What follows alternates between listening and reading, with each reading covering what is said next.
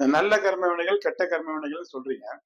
இந்த கெட்ட கர்ம வினைகளை நல்ல கர்ம வினைகளா மாத்தி நம்ம அதை வெல்ல முடியாதா? அதுக்கு எந்த கோயிலுக்கு போகணும்? அதற்கு உன் மனம் அப்படிங்கிற கோயிலுக்கு தான் போகணும். உன் மனம்ங்கிற கோயிலுக்கு போய் அங்க அறிவுங்கிற தெய்வம் விழிப்புணர்வா கொலுவிட்டு இருக்கும். விழிப்புணர்வா உட்கார்ந்துருக்கும். மனசாட்சியா அமர்ந்திருக்கும். அதுல நீ போய் ஒன்றணும்.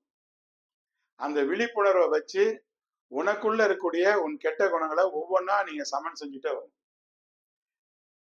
அல்லது நல்ல குணங்களாக நீ மாத்தணும். ஒவ்வொரு குணமா எடுத்து அது நல்லதா நீ மாத்தி மாத்தி பழகணும். தினமும் கோயிலுக்கு போற மாதிரி தினமும் நீ அந்த பயிற்சி செய்யணும். அப்பொழுதுதான் உன்னுடைய தீய கர்ம வினைகளை உன்னால மாற்ற முடியும். வெல்ல முடியாது, மாற்ற முடியும்.